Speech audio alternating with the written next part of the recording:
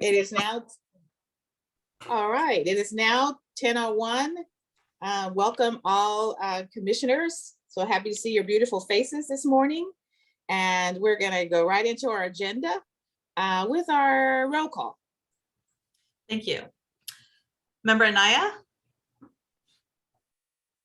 No, I thought I saw him. Member Arton? Member Anaya, you're still on mute. I just want to let you know I see a mute button. Member Kate Chasen. Present. Member Perez is absent. Member Kate Clark. Present. Cinnamon Clark. Member Delos Rios. Present. Member Desert. Present. Member Elliot Santos. Present. Member Evans. Present. Member Farouk. Present. Member Fowler. Present. Member Gillies. Present. Member Gore through designee Binderup. Member Griffin Jones. Member Hassan. Present. Member Hodges. Here. Member Corey. Present. Member Legaspi. Present. Member Murray Ramirez. Present. Member Nash. Present. Member Perez.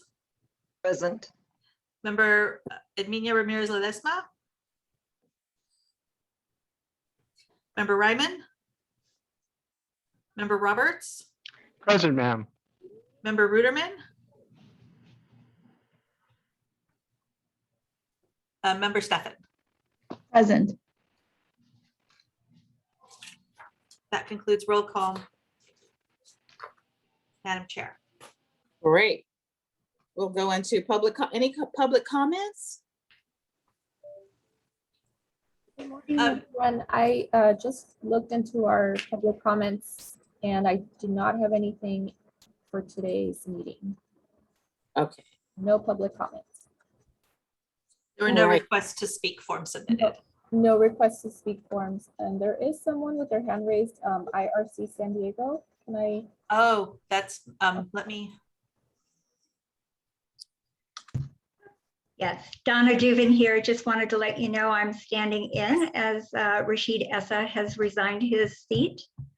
So Yes, I'm and- the interim coverage. the, yes, and the IRC designee has been submitted to the Board of Supervisors for permanent appointment. So that should be at the next meeting also. Thank Okay.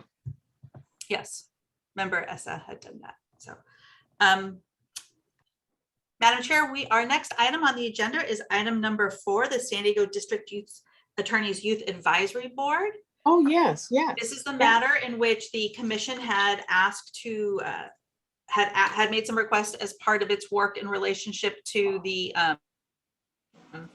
high school incidents that occurred earlier this summer. And the District Attorney's Youth Advisory Board was one of the items that was discussed. Today, we have a presentation from the Youth Advisory Board staff folks from the District Attorney's Office. I didn't know if District Attorney Summer Stephan wanted to do that introduction of her team. Happy to give you that time to do that. And otherwise, I believe we're just going to be screen sharing with Ms. Liu, correct? Okay. We'll do Yes. that as soon as Member Stephan talks. Thanks so much. Thanks, Chair. Thanks, fellow board members. I'm excited to turn it over to Grace Liu. Grace Liu is the director of our care center, which is our crime prevention and intervention community relationship hub in 12 North Euclid. It's going to be very exciting this weekend because we're doing a fentanyl action day, but almost every weekend you'll find something going on there.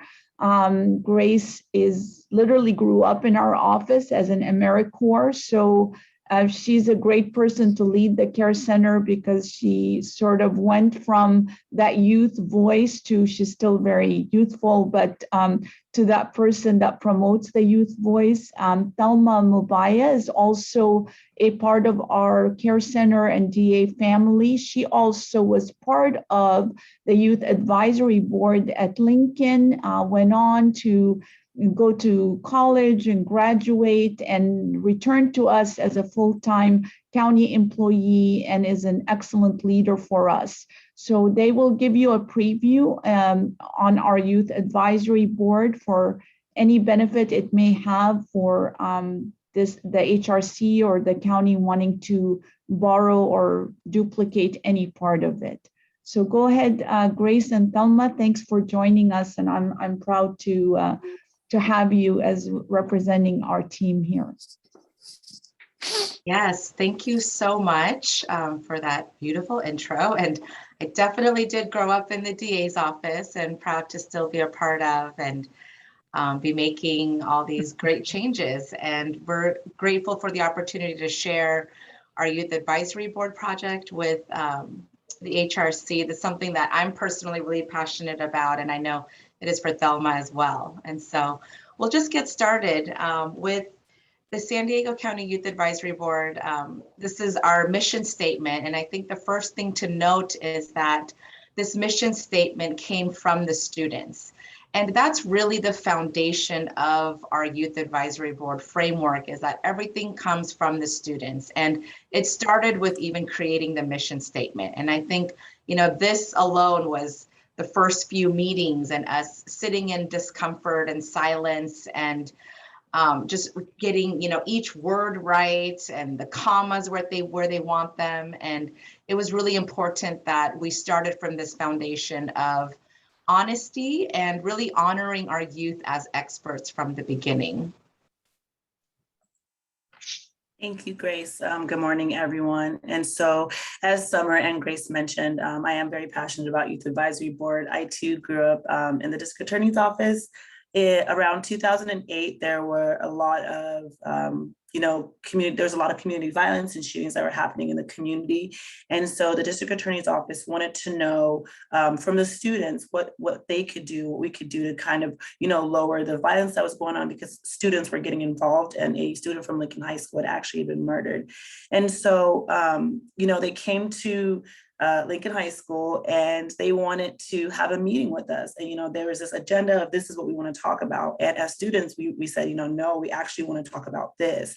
And they gave us the agency to do so. They let us be the experts on this issue. And so together we worked with the DA's office to develop specific campaigns. And these campaigns were directly targeted to our peers.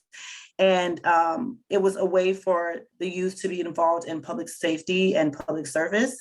And so the campaigns that we created were 100% designed by us, and the district attorney's office just helps to facilitate in the moments where, youth can, we just tend to veer off to the left and they would bring us back. And through that, we were able to create a very powerful message.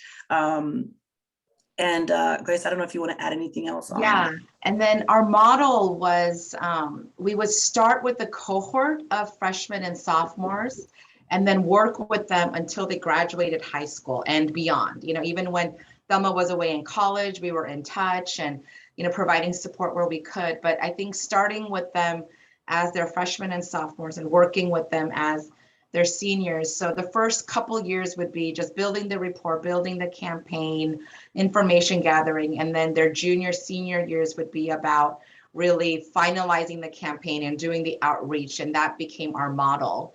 And then what the students got out of it, from our office, of course, it's a win situation because we're able to put out an effective youth campaign that came directly from youth. But from the students, we were providing mentoring, we would provide letters of recommendation and community service hours, lunch, family support. A lot of times our youth the families needed support, whether it be housing or employment or maybe family mediation, and we were able to support in those ways as well. And then these are some examples of the campaign, and maybe Thelma, you can start with 440. Perfect. So 440 is the campaign that I was originally a part of. I like to call myself an OG Youth Advisory Board member. And so 440 was this campaign that we created that actually won an Emmy Award, and essentially just talked about the first 4 years, your 4 years in high school or your 4 years in college can have a great impact on your next 40 years of life and beyond. And we really wanted to focus on choices. And through this movie, we were able to take it to different middle schools, different high schools, different alternative schools, and really get this message out. And a lot of our peers really took to this message because one, it came from us, and we were able to present it and then have dialogue with our peers. And then at one point we had the youth advisor was also at Mira Mesa High School, and that's where the fight came out of. And that was a really interesting campaign because our group of youth, we had such diversity. We had a couple of kids that were in the Asian Crips. We had the ASB kids. We had the kids that were getting bullied and kids that were bullying. And so it was very uncomfortable at times, and the kids would not talk at times. And we started at first with this unity message because there was obviously a lot of division within the school, but then they kind of felt like it was overdone and it didn't really hit their core. And where they landed was the fight and just realizing that, you know, everyone is going through their own thing. So even if we can't hold hands and be best friends, let's at least acknowledge that everyone is going through their own struggle and just leave it be. And so that was where we landed. And I think it became a really powerful message because it was a bit more real in that sense. And then at Lincoln, it was about respect because there was a lot of turnover with teachers at the time. And the students just felt like there was a lot of disrespect going on between the teachers and staff and the students. And so their tagline was give it, get it, you know, and how it has to be this two-way streak.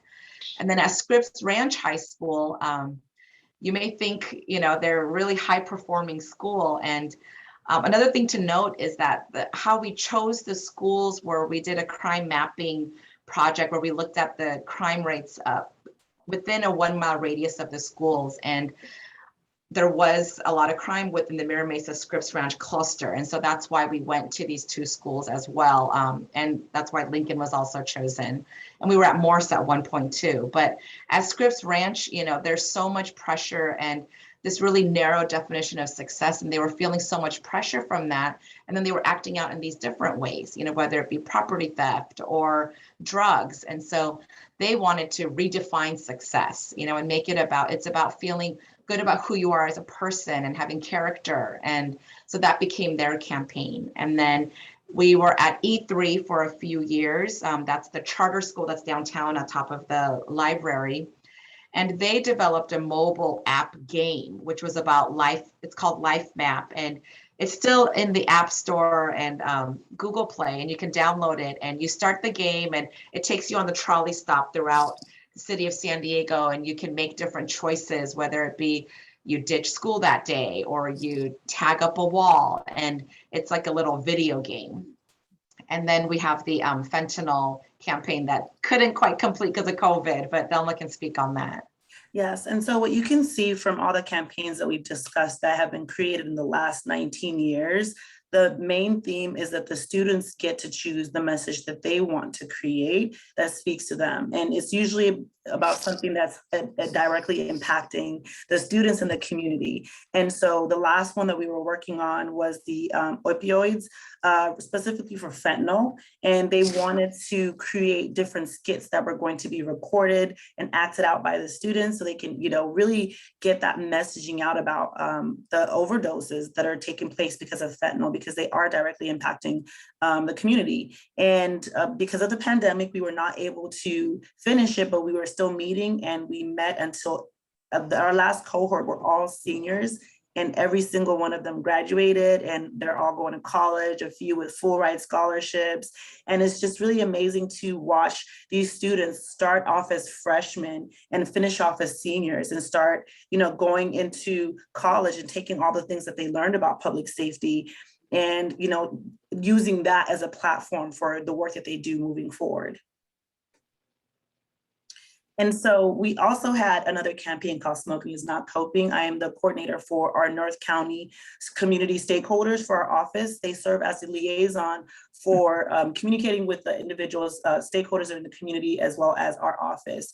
And, you know, there was a lot of data that was coming out since the legalization of marijuana that was really showing the impact of smoking and vaping marijuana for high school students and how this was impacting their school success. So grades were dropping, a lot of students were getting suspended, some students were getting expelled.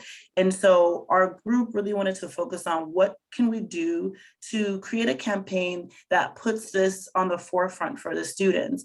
And so we decided to do focus groups at various high schools in North County. I believe I went to about 15 to 20 high schools in North County. And I wanted to know from the students, you know, what does a campaign like this look like? And how do we name it? And they, you know, they did not want to do a movie. They didn't want to do a skit. They wanted to go on social media because social media is what's actually, you know, what every teenager is on right now is social media. And they came up with the name Smoking is Not Coping. It's very catchy. You see it and you know exactly what it means. And so through that, we were able to create an Instagram campaign where the students were asking their peers to show us the ways in which the healthy ways in which they cope without smoking. And we had over, I believe, 150 entrants. And I mean, some really great quality work of students showing the ways in which they cope in a healthy manner, especially during a pandemic, right? So whether that's reading or doing art or hiking or listening to music, we got so many different ones. We even had one group, our #1 winners, they created a rap video and it was amazing. I listen to it all the time. And we were able to, they were able to win prizes and a lot of gift cards were given out and they were able to win an iPad, Bluetooth speakers, and AirPods. And this campaign was so successful that a lot of other prevention and intervention programs in the county of San Diego are continuing to use the Smoking is Not Coping campaign. The last 420 remix in North County was actually held using the Smoking is Not Coping Instagram page. And individuals are still taking to this message because it resonates no matter where you take it, whether it's in North County, South County, East County, Washington, D.C., or San Diego. And so this is the power of the messaging that the youth have been able to create.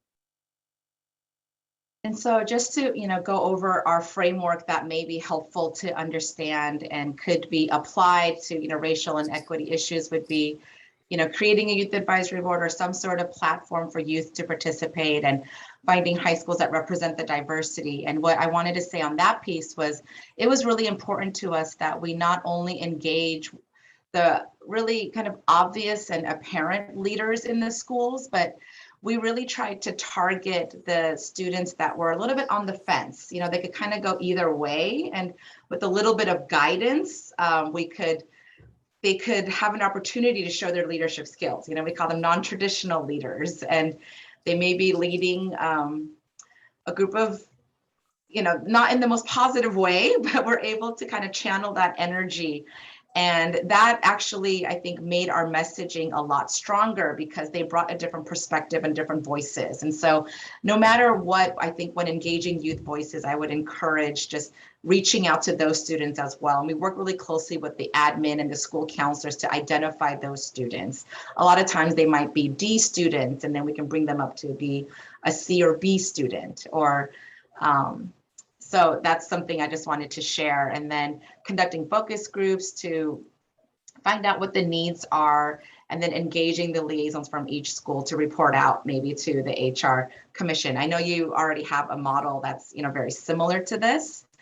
And then the how it is done is, I think the main thing is just really allowing the youth to be the experts and listening to them and following them. And we as the adults and as the public servants were really the facilitators. You know, Summer gave us the, you know, the authority and the resources to be able to really, you know, solidify their message and make their visions come true. And so it was really about hearing what their vision is, encouraging it, and then, you know, putting it to fruition. And we also have a handbook online, and I sent the handbook link to Ms. Claudia Silva as well. So maybe we can send that out, and that gives the real kind of step-by-step of how we did our youth advisory board.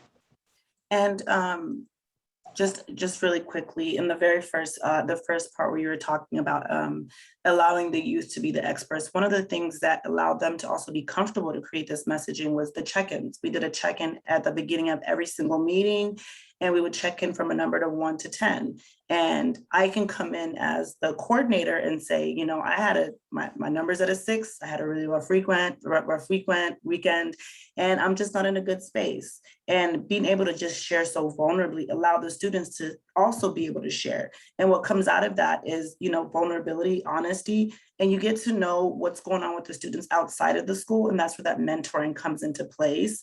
And that part, I think, it's so important. And just the last one, when we talk about promoting agents of social change, you know, this kind of work in mentoring youth and allowing them to be experts is very important, right? When I started in the 9th grade, I was one of those at-risk youth, and, you know, making choices, you can go one way. And I was mentored and I was taught the importance of public safety, the importance of public service, and that changed the trajectory of my life. And I now work as a full-time employee for the County of San Diego. It changed my life completely. And I think that the power in that comes 100% from number 1 and number 2 is allowing them to address the issues and then allowing them to be the experts. This new generation is very vocal. They're very emotionally literate.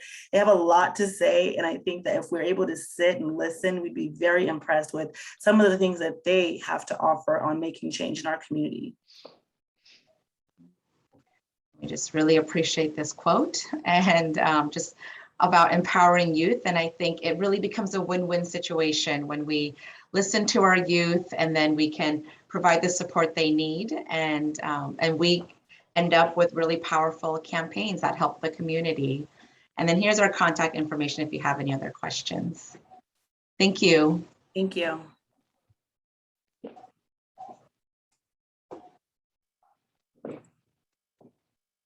Great job. Any questions from our commissioners?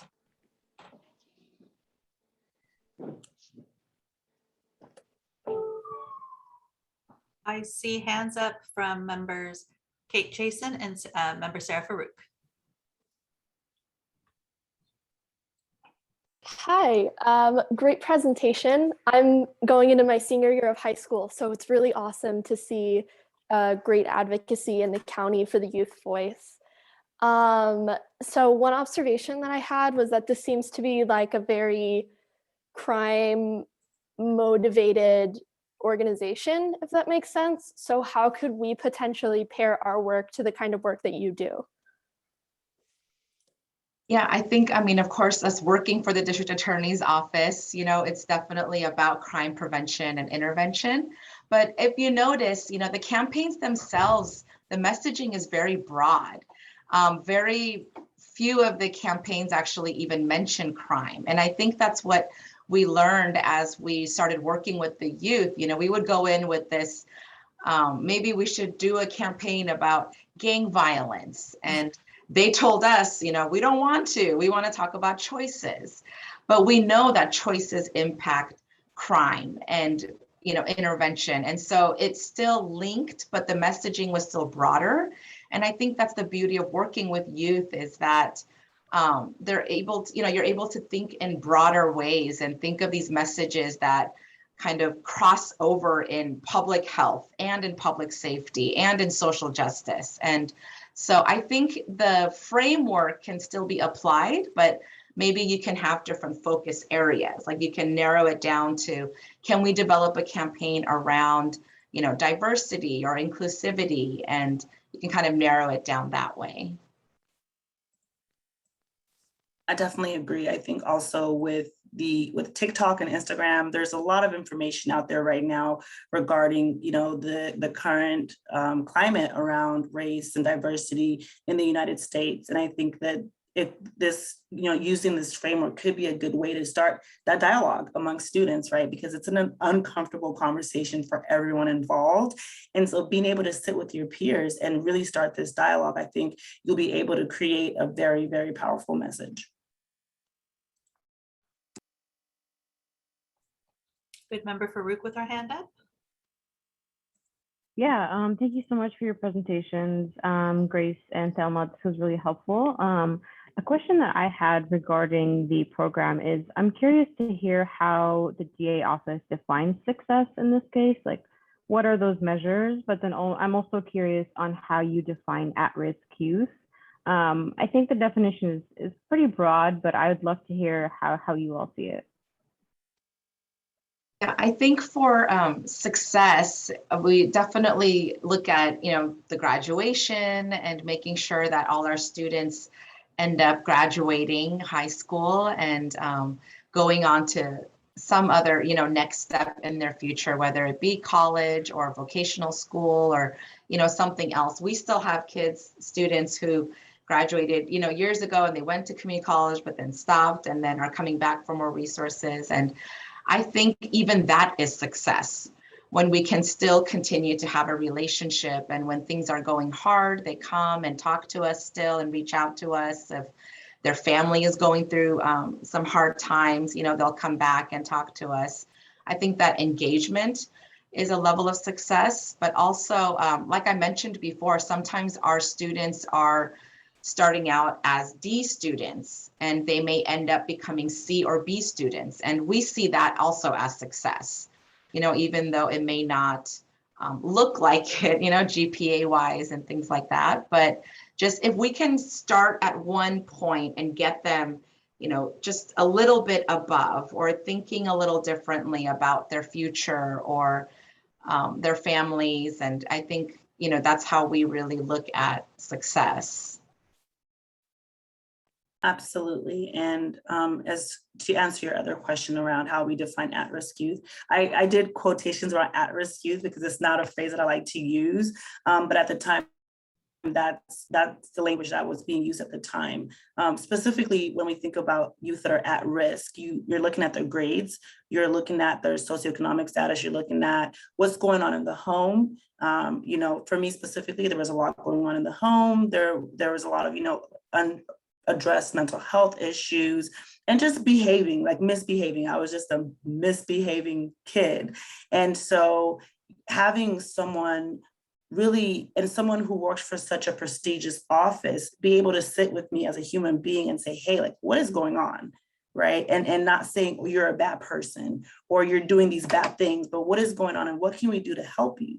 How can we help you to move forward past this? And just that little bit of attention, just that focus alone is what made me want to start changing and actually speaking the truth. And as a result of that is my success for my life, right? Is I was able to change.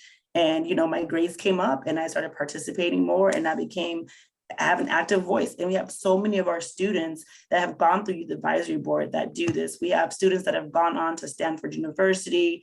We have a former student, that we work with who works at the White House. I mean, there's so much, right, that can happen. And it all just starts with that first bullet of allowing the students to be the experts and let them speaking. But I don't even think we used the term at-risk youth when we went to go speak to the schools. We expressed, here's what we want to do. And we're looking for, the term we used a lot was non-traditional leaders. And I think when you say it that way and you talk about what we're trying to do with these public service campaigns and we want it to be real and we want to have different perspectives, the school administrators get it. They know their students best, and especially the school counselors. And we even mentioned, they don't have to have perfect grades or be involved in every club. We would actually prefer that they're not, because then they're so busy they can't participate with us, but we just say, someone who could use some support and they're kind of on the fence with decision making, and maybe we can just be that support for them and help them, and they can help us develop these messages. And when we explain it that way, I think the school administrators get it, and they were able to choose like just the perfect kids for us.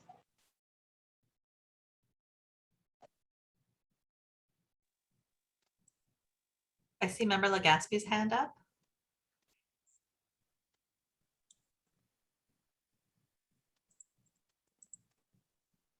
Mine is more of a comment and observation.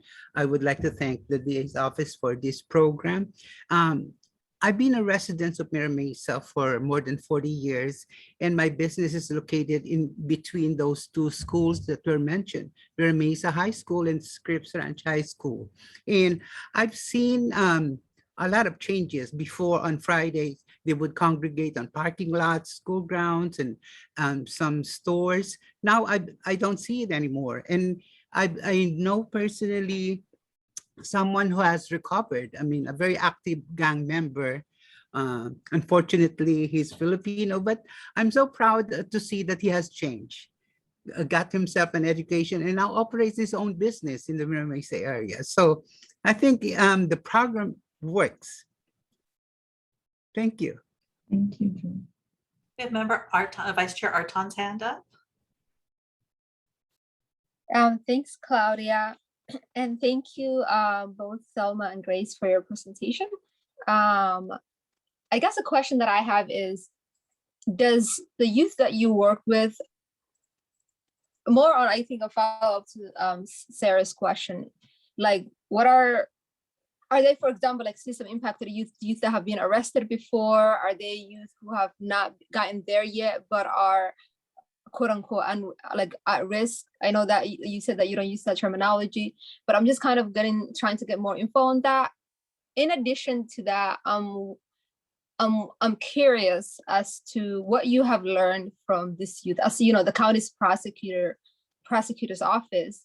What are some things that you have learned from these youth over the years that you have actually applied to your practices when it comes to prosecuting individuals from San Diego County?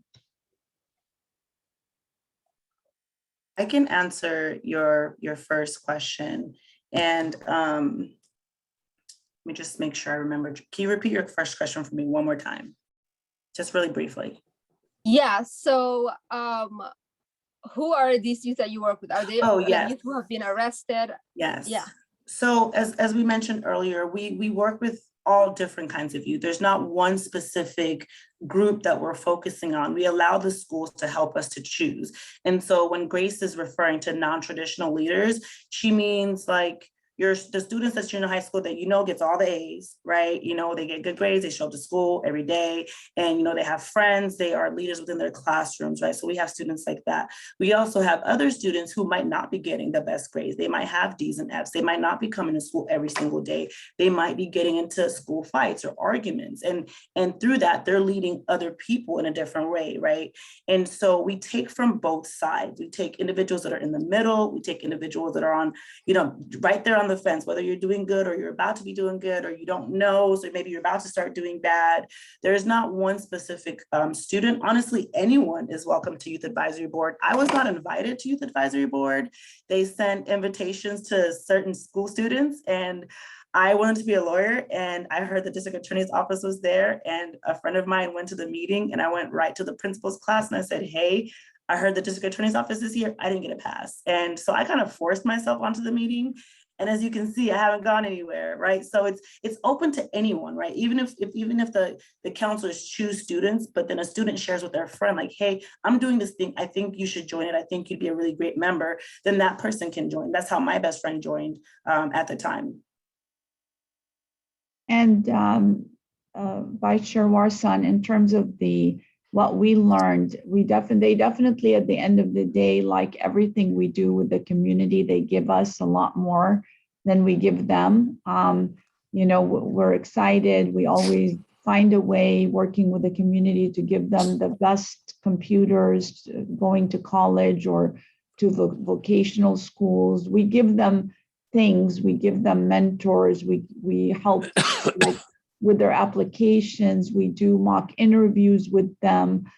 We do all of that, but they give us a lot of information in terms of how we can be better. And, they're definitely part of the inspiration of where we've gone in the juvenile system. That's probably for another day, but, we have a first of its kind massive juvenile diversion program that sends kids, including felony crimes, just not violent crimes, but still higher level felonies, that we divert to restorative practices. We do an assessment. They never see the inside of a courtroom. Their underlying needs are met, and then the case is never charged if they, if this is a path they want to follow. They've led to a lot of different opportunities that the DA's office has transformed towards. So, and our office now has something called the Racial Equity Committee that hosts these amazing conversations where we talk with our 1,000 team members that include a lot of diversity and cultural and ethnic and religious and other things. And we have these great, so they've taught us a lot about conversations and about having others tell us what their agenda could look like and should look like. We have members Hassan and the member Corey's with hands up. Yes, thank you, Grace, Thelma, of course, under the leadership of our District Attorney, Summer Stefan. Thank you for this presentation and for the work you are doing. Of course, I'm part of the Interfaith Advisory Board of the District Attorney Office, and I see the work done over there. I have a question. Maybe it's a little bit sensitive, but do you have a breakdown of, let's say, the areas or the ethnicity of the youth that you work with? And I'm asking this because as a faith leader, I believe that clergy and faith leaders have a positive influence and impact on young people in our communities, which leads me to the other question. Do you reach out to different religious and spiritual institutions seeking assistance, again, taking advantage of the positive influence of the faith leaders in different communities? Thank you. Yeah, thank you, Imam. So our Youth Advisory Board concept was very school-based. And so we primarily worked with the school districts, and then we did the crime mapping project, and then we were able to go into the clusters and work with the administrators. And even then, if we didn't have administrator buy-in, it was really hard to continue in certain schools. And so that's why you see that we're still at Lincoln, but not at certain other schools. And because they had turnover, it's very administrator driven in that sense, like it's a partnership. So we didn't reach out to different faiths, but we did have diversity on each board because that was very important to us. So when we would reach out and create our boards, we ensured that there was, ethnic diversity, faith, so that's represented, but we primarily worked with the schools. But I do think, Imam, that that's an opportunity and a good suggestion, definitely, because you also know kids that can use or want to participate in leadership but aren't offered those opportunities, and this could be an opportunity. So we could talk with the Interfaith Advisory on how we expand that. Absolutely. We have member Corey, followed by member Hodges with hands up. Thank you. Thank you for a wonderful presentation. It's really great. I would like to also thank the Imam for asking the question, which I was about to ask, but I'd like to add to it about the ethnicity. I'm sure you know that there is quite a number of immigrants, refugees that are in East County. And there's lots of bullying, crimes being committed against those people in general. So I have two questions. One, what are you doing about in East County in general? And the other is, how much is your annual budget for this work? Because I wanted my fellow commissioners to realize that there should be some kind of funding available. And I don't think that the Human Relations Commission will be able to obtain such funding to be able to do such a wonderful work with the youth in general. Thank you. So when we started, our focus was definitely working with San Diego Unified. So it was a bit more central, and that's where we had focused.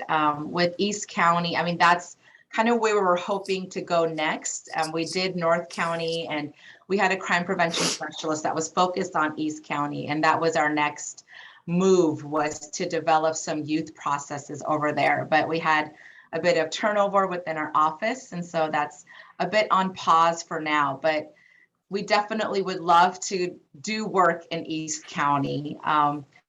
As it relates to the budget, so the Youth Advisory Board is very cost effective in the sense that it was a lot of in-kind resources. It was a lot of, the DA allowing the staff to go and spend this time with the youth. And it was a lot of staff time.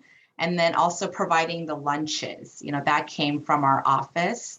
And then when it came to laptops, we had partnerships with the San Diego Futures Foundation, but we were also able to get a lower cost to pay for that. And so we had things that, I think the main message is the bigger budget you have, of course, the more you can do as far as campaigns and providing incentives, but this can also be done with the will and dedication and, the staff as well, which is kind of what we've done. And then for making like the mobile app game and things like that, that required funding. And Commissioner Corey, I'm very, very aware about the kind of the lack of resources, if you will, in the East County. We had assigned a specialist from the East County, Romiana Khoury, who's very familiar with the communities there and the immigrant communities, to do that kind of outreach and assessment of the needs of the community. But we had not begun with the schools there for this particular. So it's definitely on my radar, and thanks for the consistent reminder. We need that in government. I appreciate it. Thank you. Member Hodges had his hand up. Yes, I serve as a senior pastor of the Church of Yeshua HaMashiach, and we were at present getting ready to prepare to bring children to the church to set up like a school program. Will you assist in that? We're taking them out of public schools based on the curriculum that the people are teaching in these public schools, and we want to raise them up in the fear and admonition of the Lord, pertaining to Christian principles. So will you assist in that? Yes, so go ahead, Summer. No, we're wherever there are kids that need our assistance, we're there. So we would look at whether it's our appropriate lane, meaning if it's about prevention or teaching them about human trafficking and exploitation, about online safety, about hate crimes, wherever we have a role where we're able to intersect in a positive way, we're happy to do that. We just have to make sure that it's something that we are experts in and that it makes sense for us to be there. But we can have further conversations about your needs there. Okay, thank you. And I would also encourage you to take a look at the PDF on how to create your own youth advisory board. I know you're creating a specific group within your church. And so that breaks down exactly how to do it. It's very detailed, and you might find some information on there that will help you in the process of this as well. And where do I find that?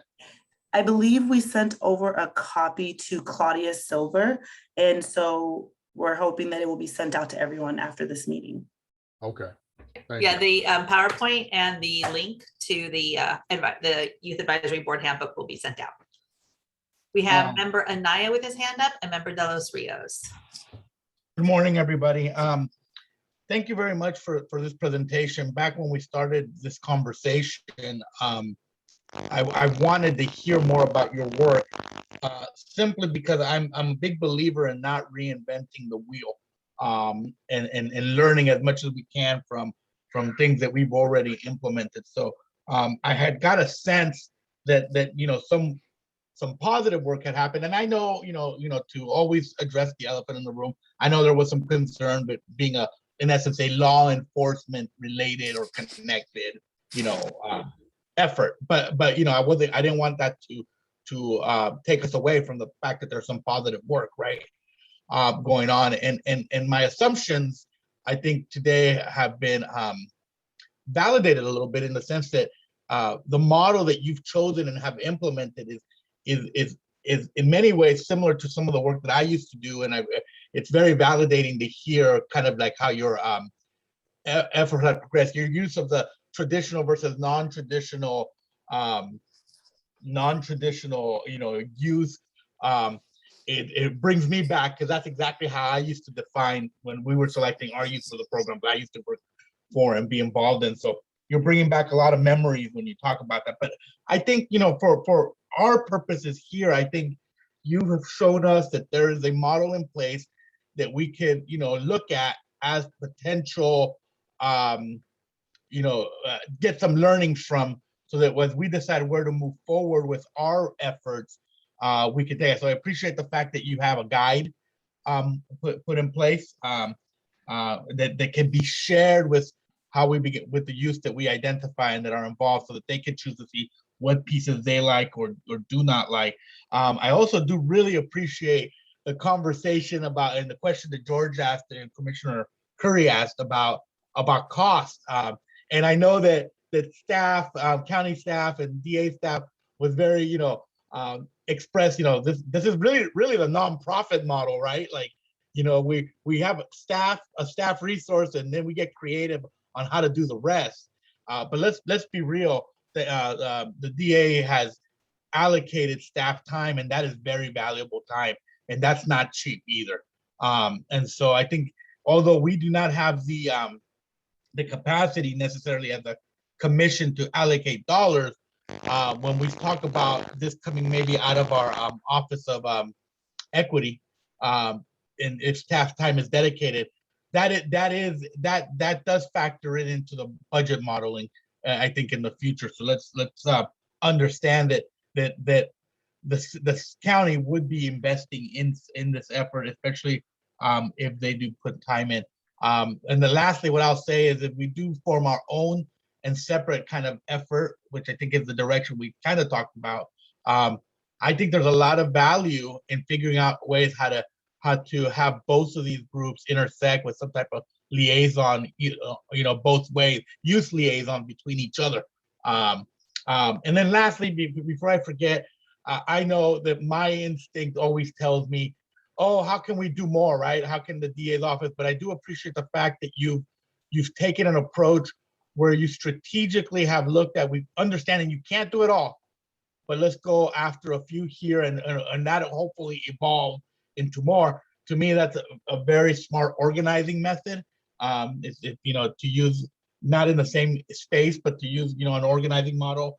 When Cesar Chavez decided to do something around in the industry, in the agricultural industry, he didn't go after all of agriculture. He picked one particular crop, right? He picked grapes, right? And so he was very surgical about his message. So I think we as a group need to figure out ways to be very surgical about our message. We can't do all the schools, we can't do it all at once, but we can get it started. And I think, I know we all want to do it all, but we have to be very mindful of how we start this process, and what schools and who we select and why. So those are my thoughts. Hopefully that's helpful in some way. And if I may, Commissioner Anaya, thank you for bringing us up. We really try to be kind of humble and low-key about the work that is done, because that's just the way we try to be, right? But thank you for suggesting this invitation. But I think one thing that wasn't said directly that I think is a hallmark of the success of this program is that kids really, really need dignity. They don't want to be brought in and looked at as, look at those poor, at risk, vulnerable. Here we are, here to help them.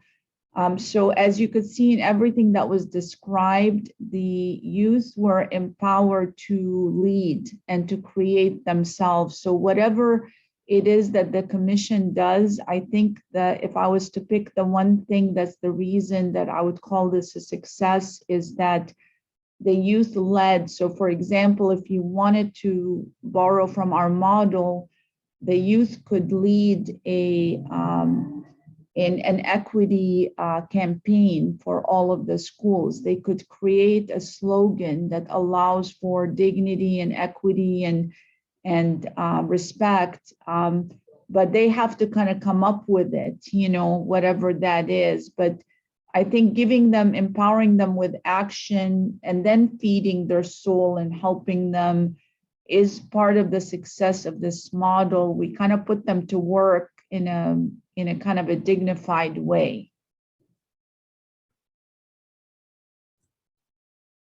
And we have Member De Los Rios' hand up, and I believe Chair Nash, you want to say a few words at the conclusion of her remarks.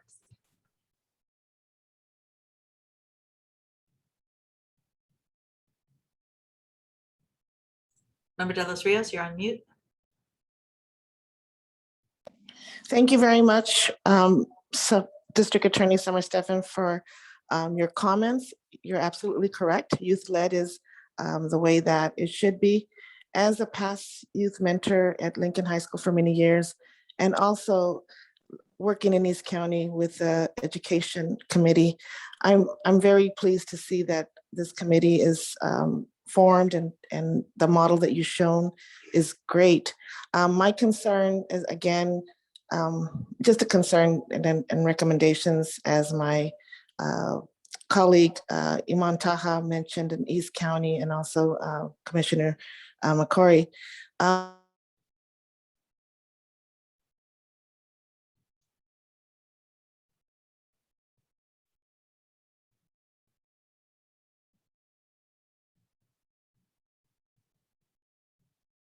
Estella, I think your sound went out. Can anybody hear Member De Los Rios? I can't hear her. No, her sound went out. Member De Los Rios, we can't hear you. I can't. A campaign? Oh, so I'm sorry. Yeah, we lost your sound. Oh, we can hear you now. We lost you. I'm sorry. I just want to encourage if they can address, you know, the bullying and diversity and racial equity. So I don't know how much you could hear me, but I just like to encourage that, please, because I believe our schools in the entire region of San Diego need it right now more than ever. So I just would like to just voice that as being an East County advocate. Thank you very much. Thank you, Member De Los Rios. Chair Nash? Yes, thank you, District Attorney Stephan. We appreciate, and Thelma and Grace, you guys did a wonderful job. So exciting just to hear all the great work you're doing in the District Attorney's office with young people. I would like to see the youth advice, given our mission statement is promoting positive human relations. The theme of the HRC Youth Advisory Group would be more focused on promoting positive human relations. And so to me, that's more around creating leaders who initiate events, athletics events, given what's, given of what we have seen, and with the Coronado incident, the Catholic incident, and there's going to be more. So we have to change the mindset of youth leadership so it does include things around prevention as it relates to planning events, social events, athletic events, parties, the whole 9 yards, because we are coming from diverse communities. But I see that as more of on the front end, and I see your advisory youth group is really on the the crime convention. It's not all that, I do understand, but I would like to see the youth advisory group for HRC much more on the positive human relations, promoting positive human relations. So it's more of a front end prevention, changing the youth leaders, changing the mindset of how we imagine creating events. Because these are young people. When I was young, I was just looking at the parties. I was looking at fun other than going to school. But now we need to really create, and I'm talking to our youth advisory board, create leaders with a different mindset of how we do social interactions. So it's, it's crime.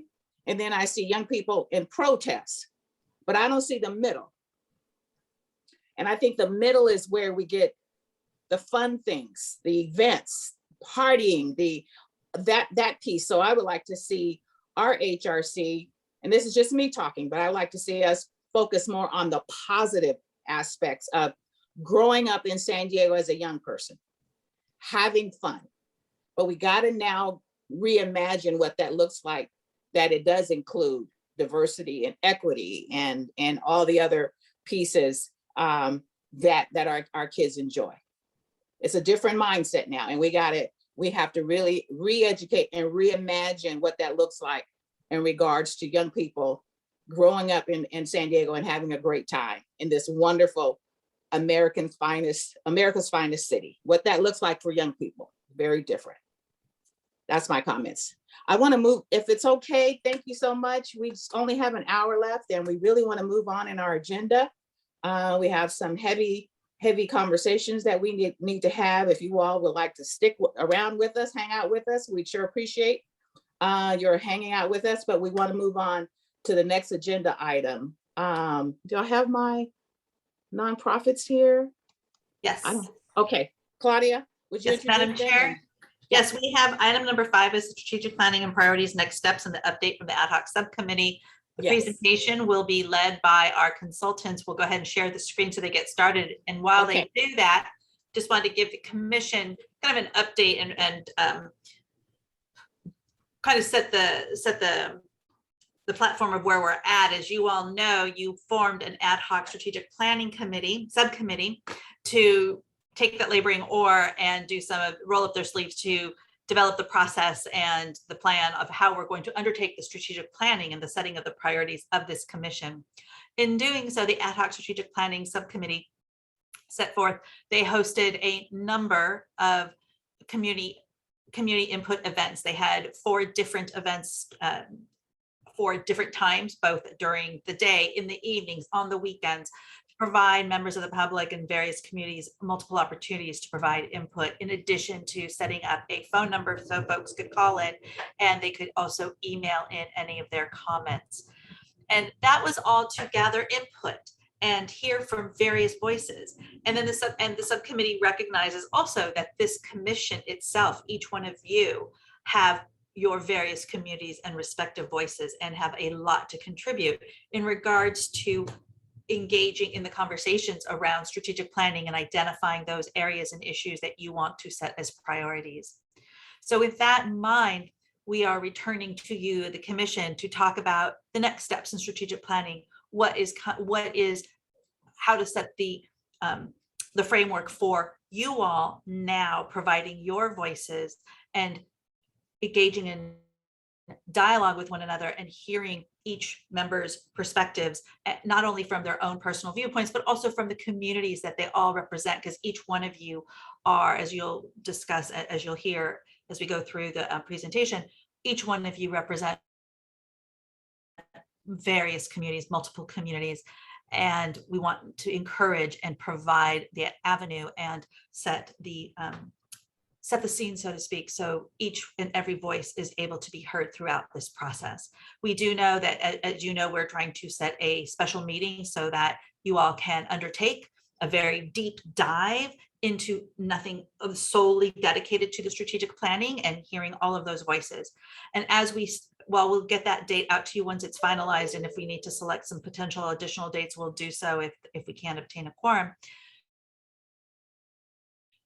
We do want to start this now with our nonprofit solutions, our consultant on strategic planning, to talk about what those updates are, what we've heard from community, what the subcommittee has been discussing, and laying the groundwork for you all to develop how that table is set as you undertake this next step of going through the strategic planning questions. With that, I'll turn it over to Christiana Tasto, the Executive Director of Nonprofit Solutions, who is here with her affiliated partner T Fox and Joanna Coupe. With that, Christiana. Thank you so much, Claudia. We're happy to be here. Hello, friends. Some of you we've gotten to know pretty well over the last few weeks, months, and some of you we know from other avenues of our lives and careers and whatnot. So thank you for having us here. Just to kind of dive in, since we're limited on time and we have a lot to cover, just a little bit about who I am, just so you know. I am the Executive Director at Nonprofit Solutions. I have been working in the nonprofit sector in the community my entire career, and I'm a San Diego native. So that's just my disclaimer there. I'm born and raised. And then T Fox, do you want to say a little bit about who you are and why you're here? Good afternoon. T Fox is my name. I'm an alumni of St. Rita's, Baker Elementary, Emerson, as well as Dana Junior High and Point Loma High School. So another native San Diegan, and I'm gonna let us move forward from there. Glad to be here. Thank you. And then Joanna has been our behind the scenes mostly person, but is also here to help us kind of compile everything. She's reporting all the data back, helping us to make sure that we get everything captured and everything that is said and done is being utilized. So Joanna, you want to tell them a little bit about yourself and why you're here? Of course. So hi, everyone. I recently joined Nonprofit Solutions right after I graduated college. So my school was back in France, but I studied in Brazil and the US as well. So it really helped me to develop that cultural awareness. And I'm really here to develop these skills and get to know the community better. And we have a few other members of the team that are not with us today, but they have been part of the process. So we have Lizzie Rodriguez has been one of the facilitators with the community meeting minutes. She works at Girl Scouts, but is also a faculty member with us and has been working in the community for quite some time. And then Vanessa Ushiro, who is also, she's actually one of our board members and is at National University and is also a San Diego native and has been working with the community as well. So Vanessa will be coming back to later meetings as well. And then Tanya Schroeder, who is an active member in different coalitions in San Diego and is also one of our faculty members. And Tanya was here for the community presence meetings as well. So just to give you a snapshot of who we are, our objectives today, we might have to, get these a little bit more condensed, but we want to provide a summary of the stakeholder involvement. We are exploring differences of discussion, debate, and dialogue, and which one we're going to be using in the next step. We're going to discuss the purpose of consensus as a part of our strategic planning work together. We're going to explore representation and intersectionality of HRC and see the presented issues as HRC issues and connect the dots there a little bit. And most importantly, of all things today, we need to establish some community agreements for moving forward in the next process, which is that meeting that Claudia was discussing earlier. We'll get back to that. So a little bit overview of what we've been doing. It's July. We were working on gaining understanding of reputation, needs, opportunities. We did community meetings, emails. There were social media, phone calls. I forgot to put that on there. All types of ways to get input. And in August, we shared the learnings from the community and we discussed appropriate ways to ensure that all have a voice. And that's been kind of something that we're still working with. And then today we're having a dialogue to gain input from the commission members, but this is more of a preparation for the dialogue as that will be the next meeting.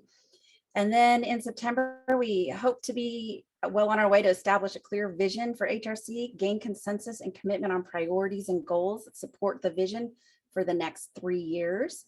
And with this process, we'll reframe the challenges into opportunities, prioritize strategies, and establish outcomes and milestones.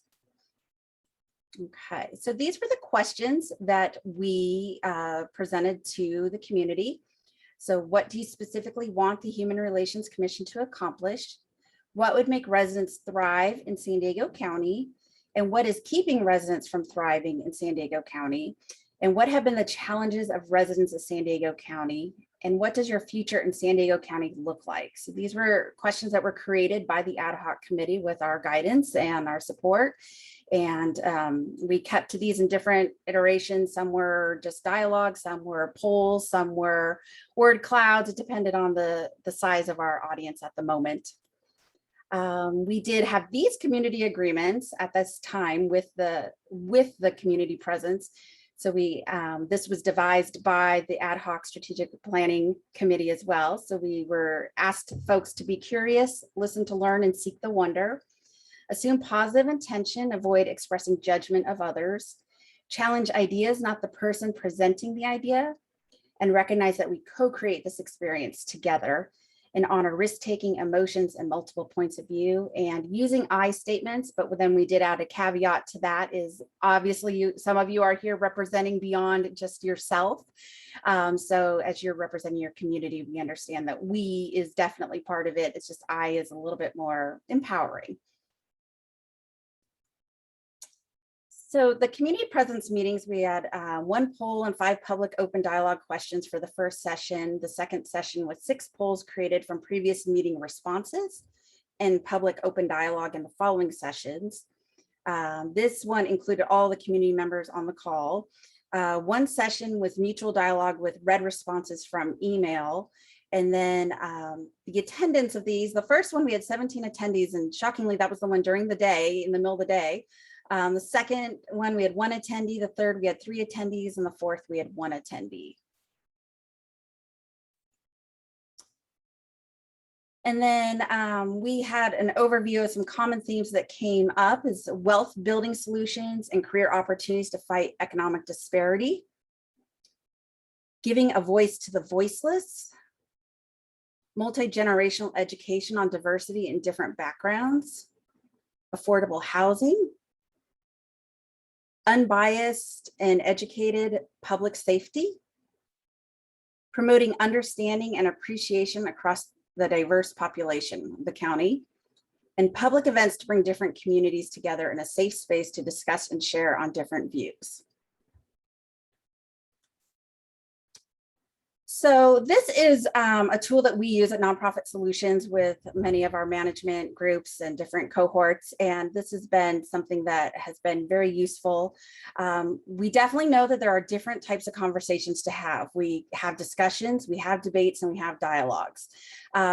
We're going to kind of do a brief little comparison, but mostly we want to focus on dialogue today, as dialogue is what we're going to be doing in the next meeting. So we have other time down the road for debating issues and whatnot, but this will be as a dialogue to get your plan going forward. So if we're having a discussion, things are conceptual and conversational. In a debate, it's a bit more competitive. There's usually a goal in mind to win. With a dialogue, it's collaborative, it's towards a sense of community and understanding. And as you can see, there's other different ways to do this. The one that I really appreciate here, especially on Zoom, is with discussion, we tend to avoid silence. And then in a debate, you use silence to gain advantage, but we really need to honor silence because that is when people are processing and people are developing their, what they want to say mindfully, which is really important. With this, we hope to be able to create a space where people that aren't normally heard have a chance to be heard and to be able to have a dialogue and be spoken, their voice be spoken with mutual respect. So we're going to really talk about a little bit more about this piece in our next aspect, but I want to make sure that we just are clear on that this process will be a dialogue. So we will be discovering collective meaning, re-examining and destabilizing long-held ideas. This is not where we're going to debate issues. This is where we are going to come to a common purpose. And in order to get to a common purpose, we have to kind of have conversations. And they're not going to be necessarily the most eloquent conversations, because when there's heart and meaning, it takes on a little bit more of a different pulse. So in the end of the strategic planning process, what we would like to do is have a consensus. We understand that everyone represents a different points of view and different aspects. So I have this kind of guidance for what actually consensus is. So consensus isn't just about agreement. It's about changing things around. You get a proposal, you work something out, people foresee problems, and you do creative synthesis. At the end of it, you come up with something that everyone thinks is okay, and most people like it and nobody hates it. So that's really the goal here that we're going for, is that people can live with it and nobody hates it. And that is where we will probably find our middle ground to be able to have this common purpose. So quote, to get moving on our consensus, just I wanted to quote Dr. Martin Luther King Jr., "A genuine leader is not a searcher for consensus, but a molder of consensus." So as you all as community leaders, this is where you're going to be molding your consensus as part of this process. And now I'm going to turn it over to the wonderful T. Fox to discuss intersectionality. Okay. If you are like me, you've heard this term a lot, and there's different meanings and concepts that are affiliated with intersectionality. It was started and termed in 1989 by Dr. Kimberly Crenshaw, who is a professor at the UCLA School of Law and Columbia Law School. And what she was doing was she was going to in front of judges and trying to get the system to recognize how, as a woman of color, a woman of color was not being seen for both of her intersections, all those different parts that she represented that were being discriminated against. So for example, the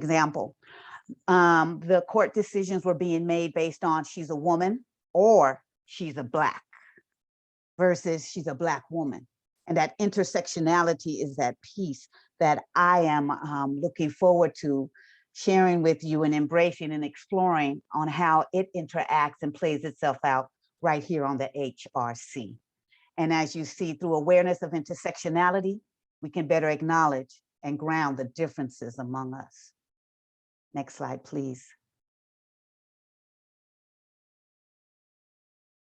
Intersectionality, what's missing on there? There's a couple things missing, and I wanted to just throw it out if anybody, what other issues, realities, social markers that maybe are representative of who you are or who your constituents are? Is anything missing here? Anyone? Yes. I'd say ability, our differently abled community, those struggling with disabilities. Correct. Thank you. Anyone else? Immigration status. Exactly. Thank you. Perfect. Anything else?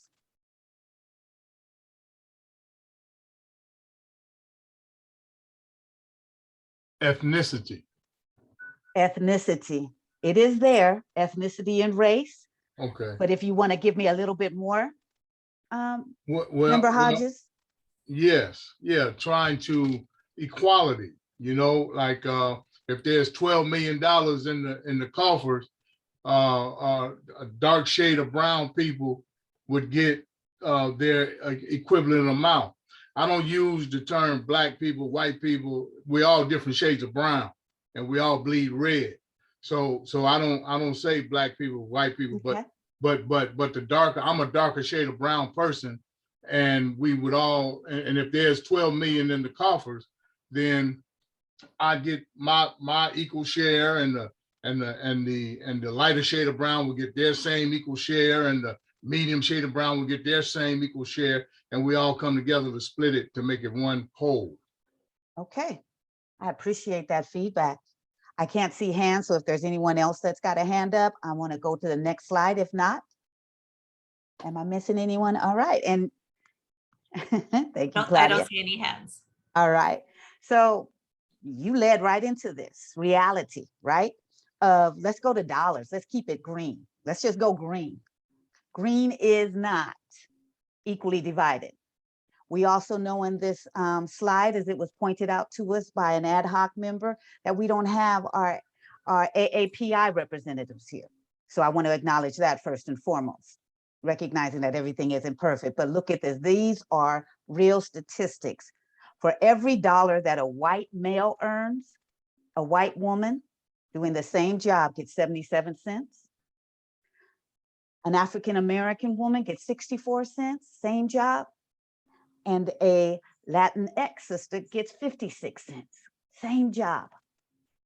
So everything is not equal. We know that coming into this picture, and that's a reality of where we're at right now. I see a hand. Go ahead.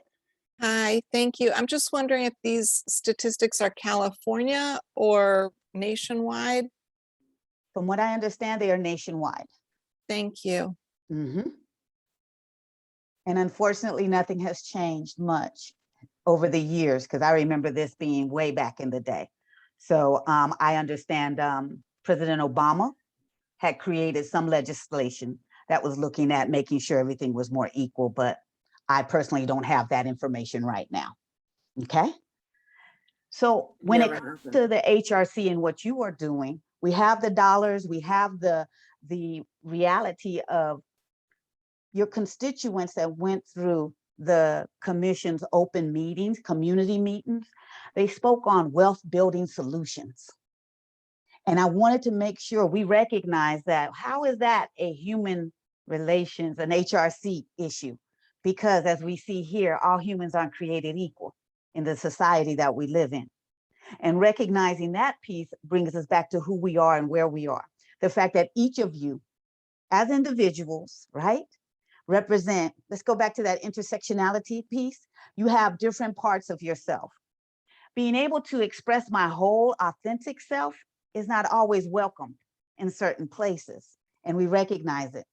What we want you all to do in this process is to get willing to see who you are as an individual, representing your constituents, who are they, and then bringing that together as a commission to say, this is who we represent, and this is how we want to move forward with these strategies and priorities that we are creating through this strategic process planning. I enjoy what it says at the beginning, because I mean, at the end of this, it also says overlapping or intersecting social identities and related systems of oppression, domination, or discrimination. I'm a woman of color. I'm gonna express my authentic intersectionality. I'm a woman of color. I do not eat animals. I am a college graduate. I also lived at St. Vincent's at one point of my life. Okay, there's so much. I'm a graduate from Point Loma High School. I'm also a graduate of USD. I also was on Section 8. See what I'm saying? We don't know what everybody here represents, but that reality, that intersectionality plays out in who I am and how I express myself and how I interact with each of you and how you interact with me. They say it takes 13 seconds for someone to make a decision and a judgment about someone, just based on those social markers, not knowing who they are. In this process, we want to allow ourselves that space to get to know who we are and who we represent and who you represent with your constituents. And it will not be comfortable. It is going to get tense because we're humans and you are the HRC. Next slide, please. All right, please give me, I need 11 volunteers. Raise your hand and each one read one of these fierce vulnerabilities, please. Yes. Thank you. I need more hands. Member Evans, please. Can't hear you, you're on mute. No worries. Okay. Conflict is the spirit of the relationship asking itself to deepen. We will look at conflict that surfaced as an opportunity to deepen in relationships, not to divide community. Thank you. Member Perez. If we knew how to be free, we'd be there already. None of us know how to do this right. We are all trying to figure it out together. Yes.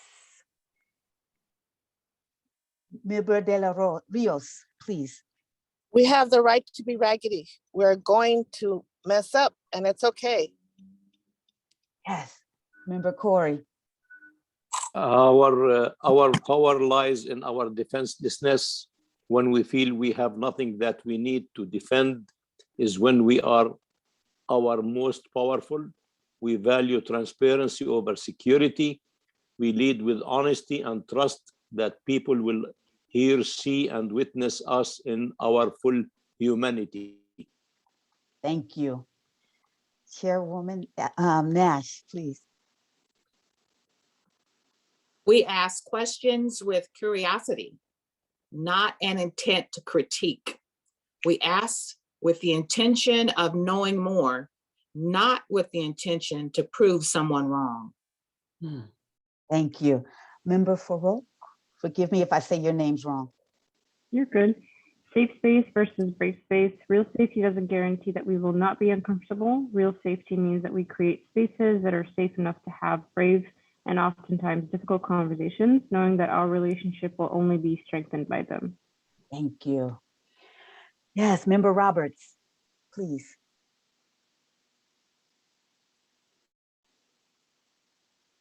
You are on mute, and I need a few more hands, please. Okay, there we go. Yes. From woke to awakening. Awakening is a process, not a destination or a competition. Thank you. Member Gillies? Compassion for people's ignorance. We are all continuing to learn, continuing to struggle our way out of ignorance. Ignorance is simply an opportunity to learn. Yes. All right. I'll do this one. One sentence can never capture the complexity of our world. Hold the complex, non-dual nature of our world and acknowledge that the two conflicting truths can both be 100% true. Chairwoman Nash, your hand's still up. Would you read the next one, please? Oh, you're muted. No worries. And then one sentence. Hold accountability. Hold accountability as an act of love. Think of hold as the critical word, not accountability. We want to hold each other and create space for our growth. Yes, and Member Perez, the last one, please. This is a healing place, though healing may not occur here. We can find healing anytime, any place, but we acknowledge that healing from trauma is a long, intense, and sacred process. And our intent in this space is not to open up and heal our deepest wounds. Could we go back to the first screen and just take a moment?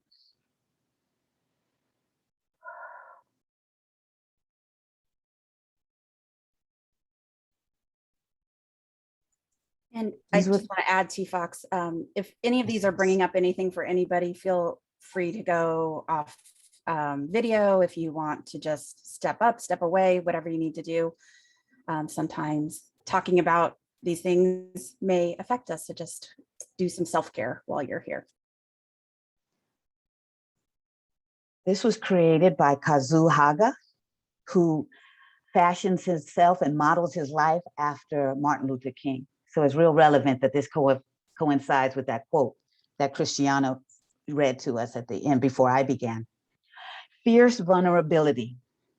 When we start this process together, and it's the mighty we, personalities and principles, they're going to clash sometimes. But if we keep remembering and commit ourselves, and I'm going to challenge you all to commit yourselves. My favorite one is we have the right to be raggedy. If you don't know that term, in my house, raggedy meant holes within your clothing. You were wrinkled. You just weren't looking correct and proper. And by us as a team working together and allowing ourselves to be raggedy, we're going to mess up, and it's okay. I'm going to say the wrong thing sometimes.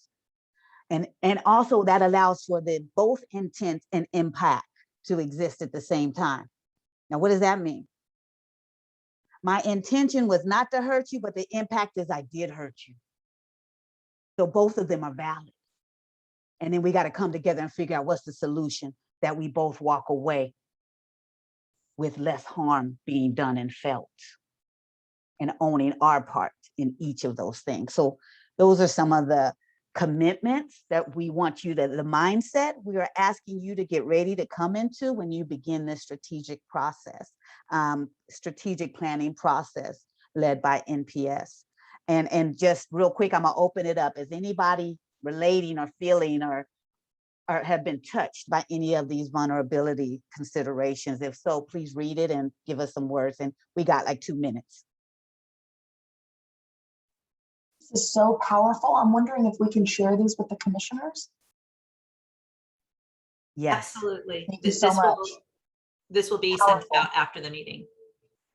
Thank you so much. Powerful.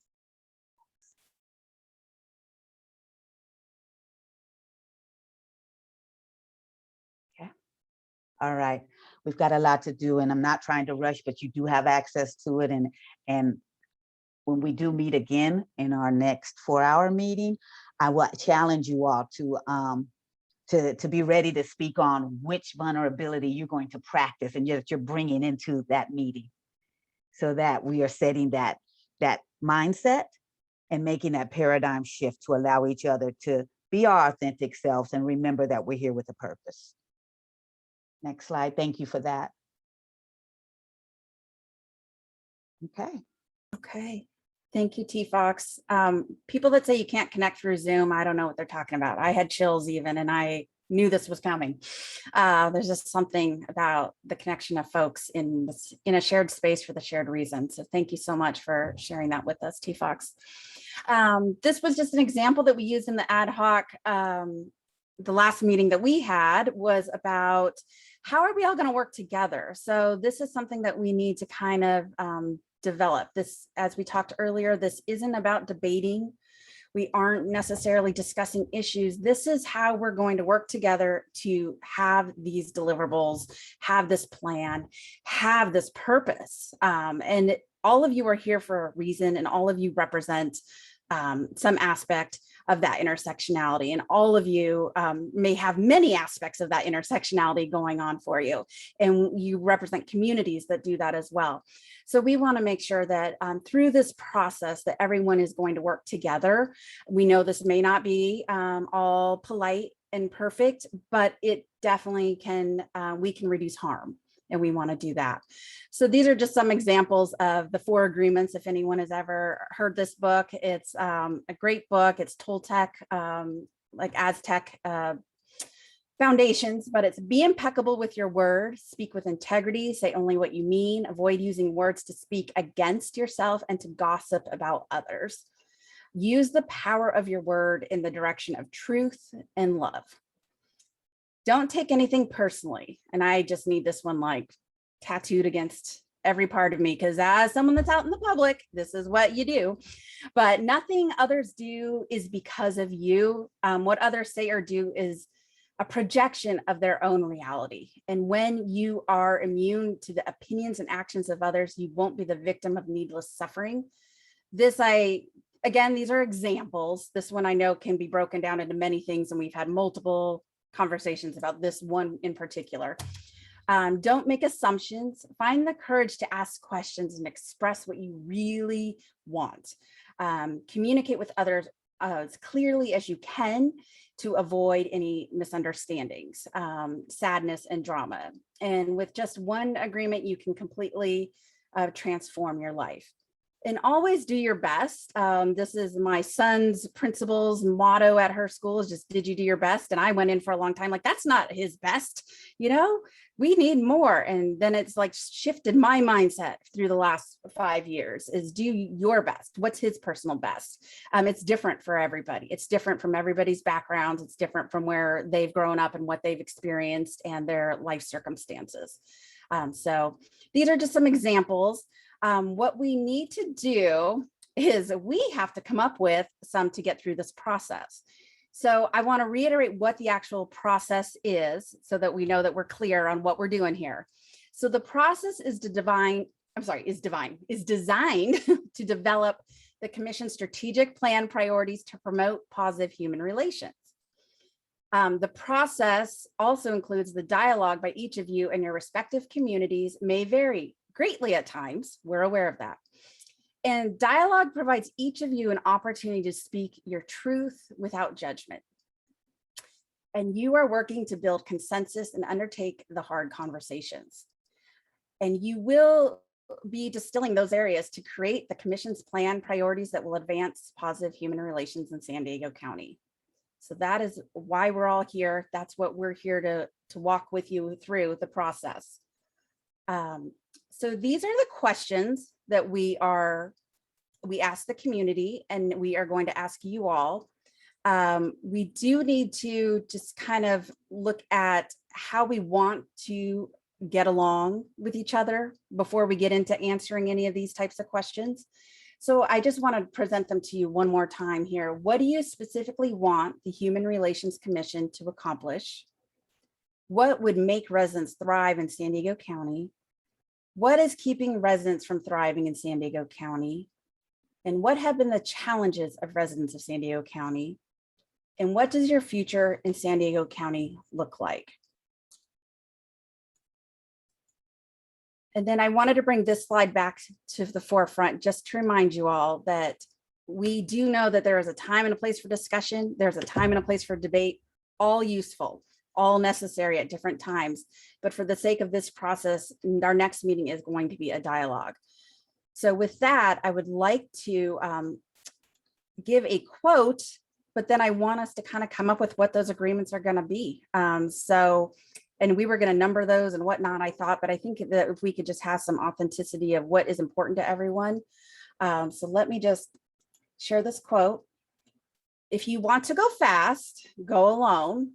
If you want to go far, go together. And that's definitely something we've learned with this process, I believe, because I think everyone thought, well, we'll get this done in July. We'll have it ready in August. But there's a lot to this and a lot to you all.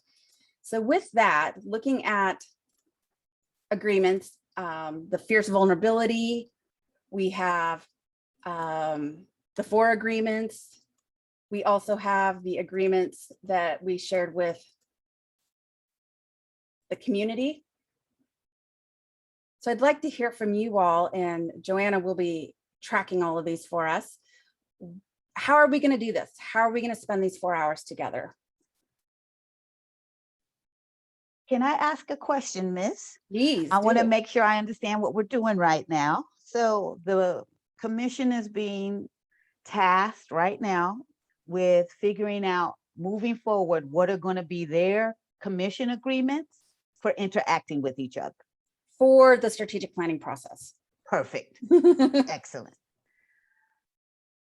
So And maybe they're what welcome to resonates. take some of the community agreements, whatever applies or you feel is going to be necessary to keep the process moving forward in a respectful way and a conductive manner. And there may be something that, conversations come up about time and time management and that type of thing. If that's something that we want to make sure, I believe Chairman Nash said that we want everybody to have a voice and everybody to be able to speak. So how is that going to look? Are we going to give more time to some? Are we going to, can we donate our time? Can we say, you know what, I have 30 seconds and I'm going to donate my other minute and a half? Not saying that we have 3 minutes, but just what do we need to do?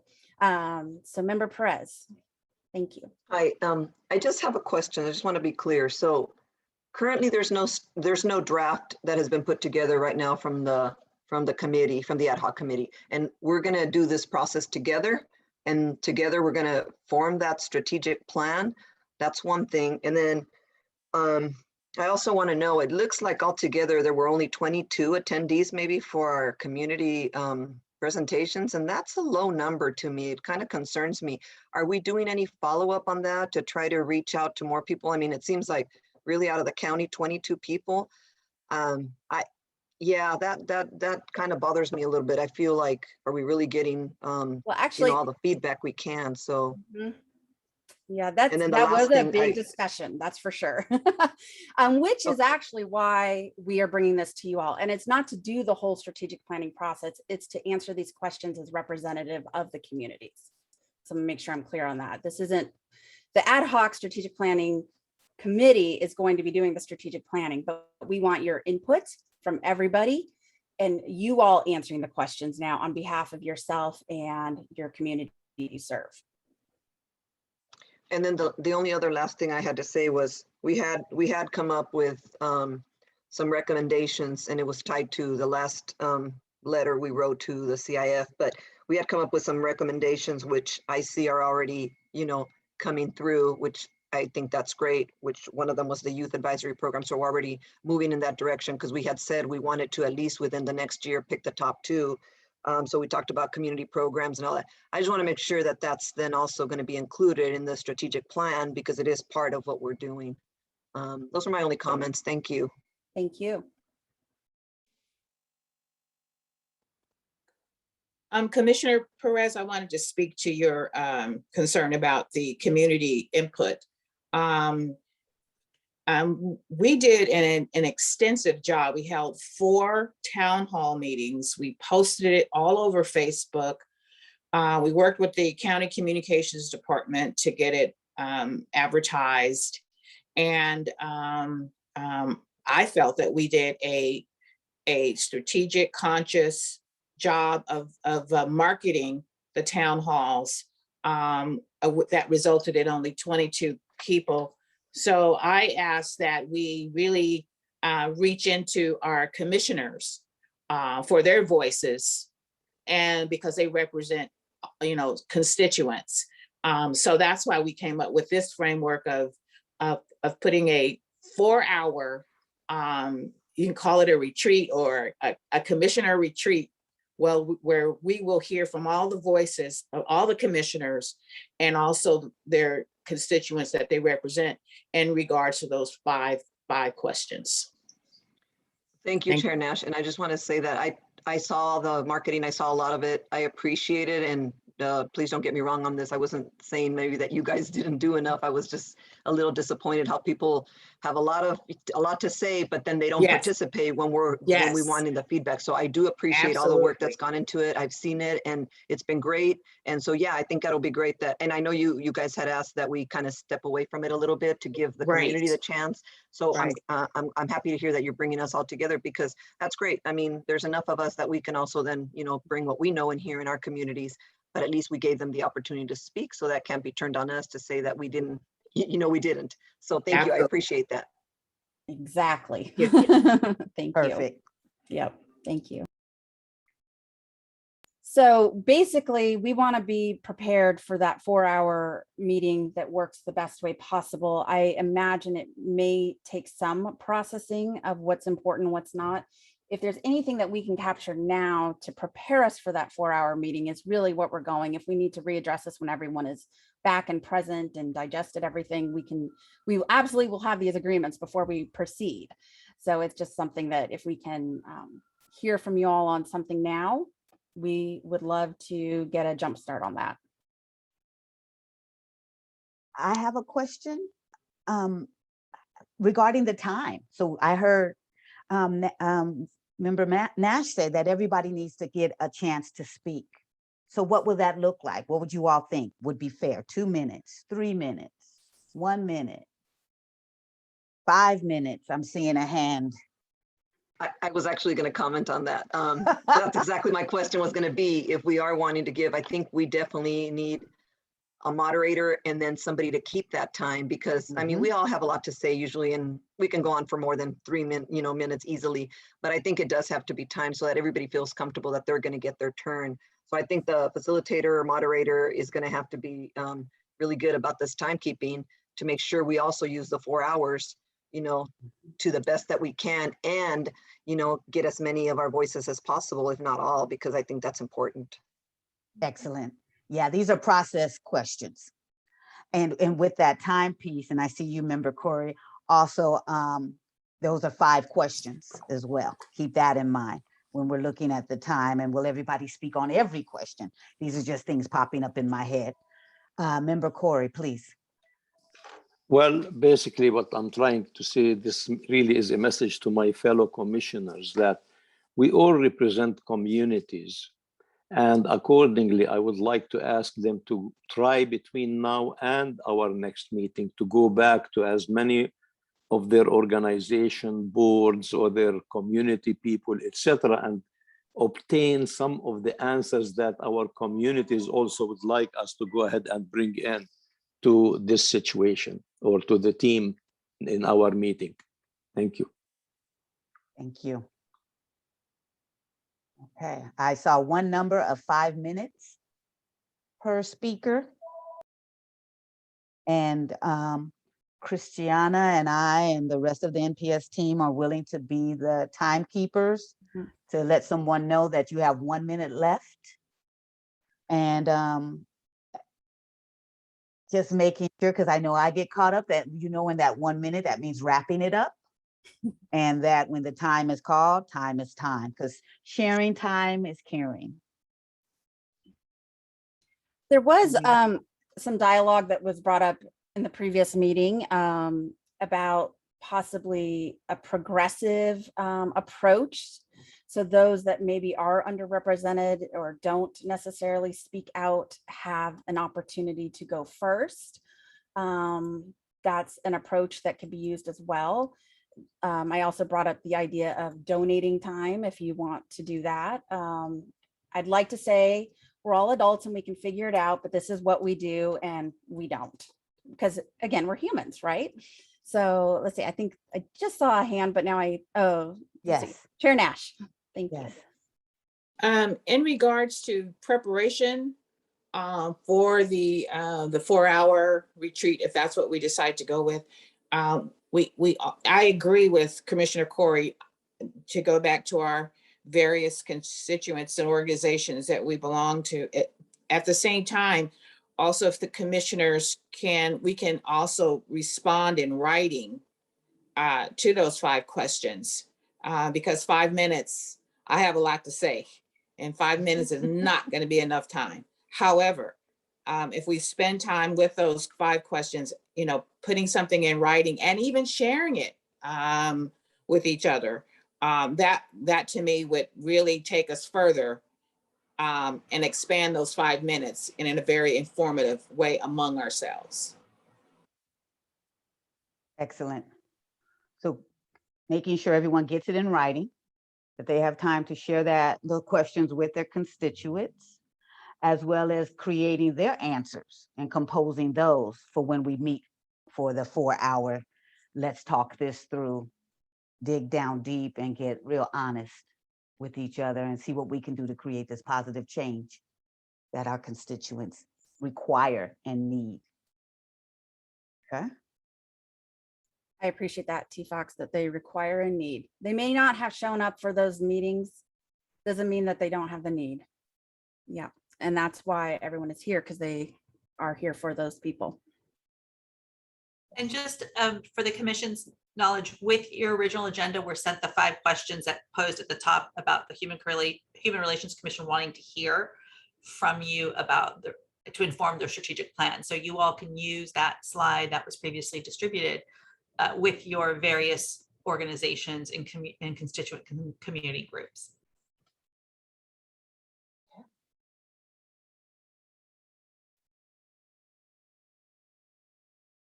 So I want to make sure that I capture what we've agreed on so far. 5 minutes per person. We will have a timekeeper.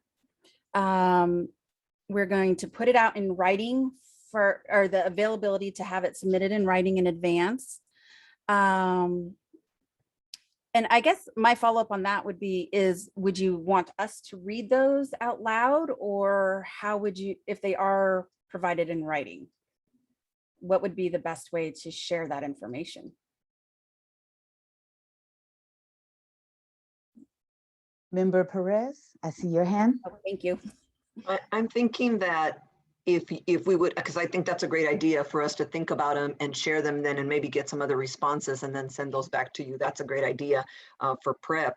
I think that if you guys would summarize them once you get our responses and then share them in that format, not versus, oh, this, you know, Commissioner Perez said this, Commissioner Nash said that. I think if you would summarize them, then we kind of have an idea of where we have common, you know, commonality And that way we can kind of work, focus on those. I think that might be an easy way to start. But again, just a suggestion. Thank you. Thank you. That reminds me of like how we had the overview of the common themes from the community. So sorry, don't want to make you all sick. I was trying to jump to it without it. There we go. Y'all nauseous there. So here we have the overview of the common themes. So if we compile all this and then we can present it to you all in this capacity at the 4-hour meeting. Does that sound similar to what you were saying? Yes, that sounds good. That way we all know where we're at and it gives us a focus, And some autonomy too. A little bit of autonomy too. Yeah. Okay. This is Commissioner Evans. I need clarification. You want us, the suggestion is that we put in writing what our response are to these questions, and then you would summarize what we've written as an overview and present it back to us? We would summarize what all of the statements come in say and put it into something like this slide. What's the suggestion?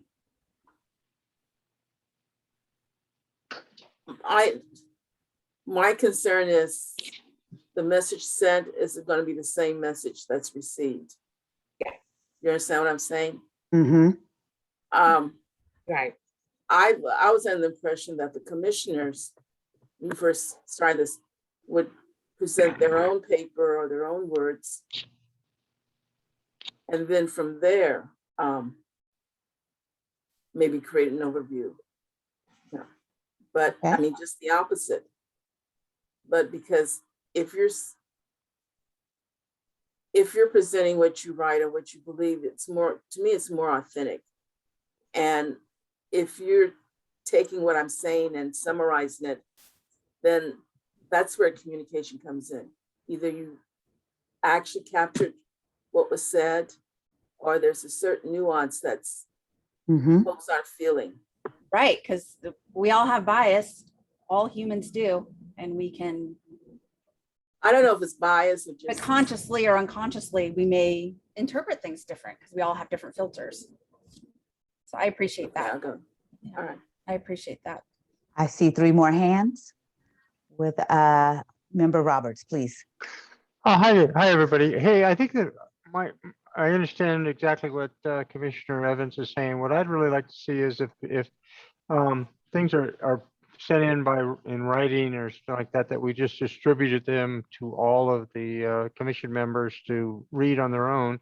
And that way, when we summarize it, we'll all have our views of what people are trying to say, and we'll have the opportunity of having the original author make comments when we do that. Okay. Yes. Another suggestion. Yes, Member Nash.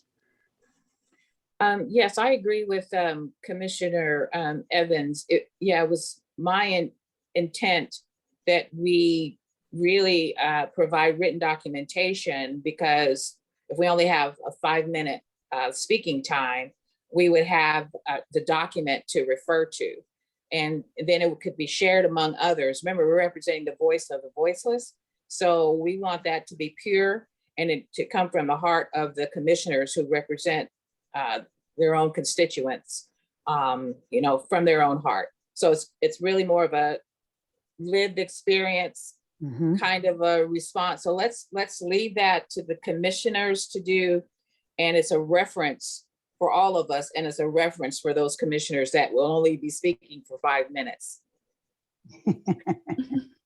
Yes, Miss. Okay. So I guess that kind of leads to a timeline question, because this will take time to get these responses, these thoughtful responses, and articulated back, and to have everybody read them. So I think I'll ask Claudia on your input at this point of what do you think is reasonable on that as a you being the timekeeper of all those types of things.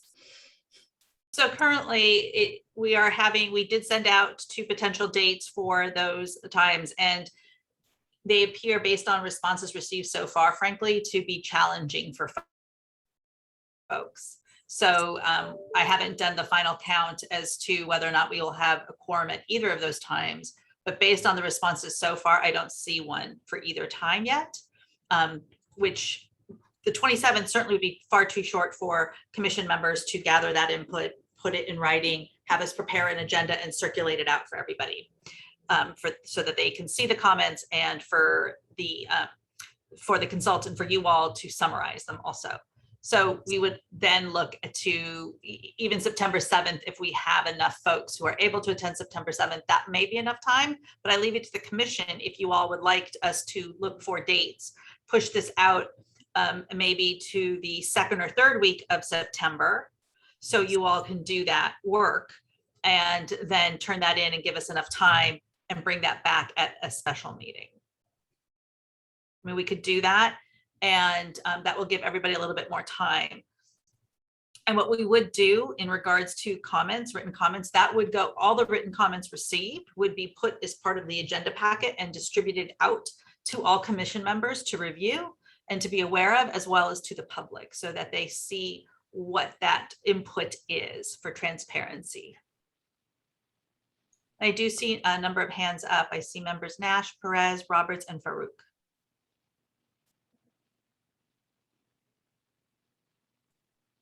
Whoever goes off mute first wins.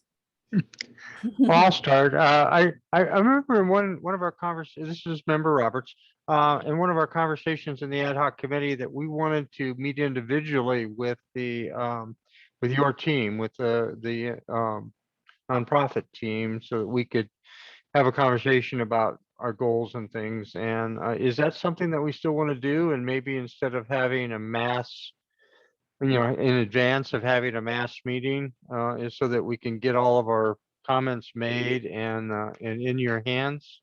Or do we just want to proceed to a mass meeting with some writing opportunities that people do?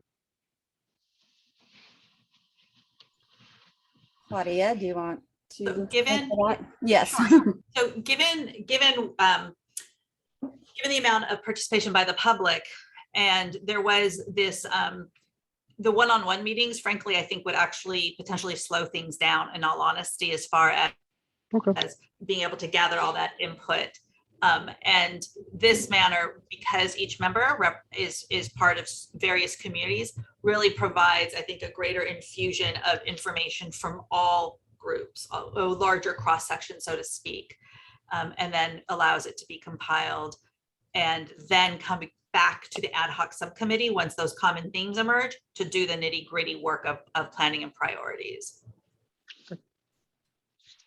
I think that it's important too that in this process, it's also building empathy for each other when you hear from each other as well. And I think that that's an important piece in human relations, and having this shared experience with each other. It may seem inconvenient, but I think that it's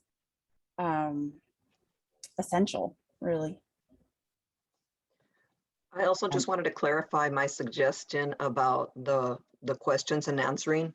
I mean, my thought was that we would just prep, you know, with those questions, get our thoughts together, and then in our 5 minutes, share that. So I wasn't meaning to just send the questions and that nobody got to speak, because I agree about empathizing with people once you hear the stories. And a lot of the stories that you all have shared, some of them are really personal, but when I hear it, I really hear it. You know, it's not just somebody saying something. And so I think that's a big piece of this, and very, very important that we hear that. So my thought again was just to, as prep time, to write down the questions, you know, have our answers, have our thoughts, you know, so that in those 5 minutes we can share what is key to us, but still our responses got sent in. So whatever you don't complete, you at least already put it in writing. So those were my thoughts on that. Thank you. Thank you for the clarification. That's very helpful. Go ahead, Tifa. Excellent. And I want to go back to the Youth Advisory Board process. Remember when she spoke on the fact that they came in with their agenda initially, but then it began to be what the youth wanted to see and hear. So being able to give yourselves as commissioners the opportunity, I'm just thinking of this, where you answer it how you would answer it, and then answer it as your constituents would answer it. And to Yeah. give yourself that opportunity to see how they're different during your process, just an idea, just a thought, because we are all bringing in our own personalities, whether we want to, you know, accept it or not, because we're human. So, and giving yourself this opportunity to reach out to your constituents between now and then allows you to shape your answers to these questions so that they are able to come from what they need, not what we think they need. Yeah, I like that. Member Farouk's hand up. Yes, please. Yeah, thank you so much for the process so far and for explaining it. I have a request of Claudia and then maybe the strategic planning team. The 2 times that were sent out don't work for me, unfortunately. And then maybe if, I don't know how convenient or inconvenient this is for folks, but I would rather have this maybe on a weekend if possible, considering that it is a long time. I mean, it's really difficult if like you're working and having that during work hours is very challenging for me personally. So I would much rather have it, you know, during a weekend. But yeah, I think that's one thing I was thinking about as far as timing.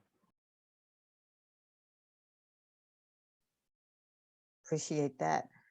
Thank you. Yes, because we did weekend for the community. Yeah. Makes sense. Makes sense. And we have another hand, member Jason.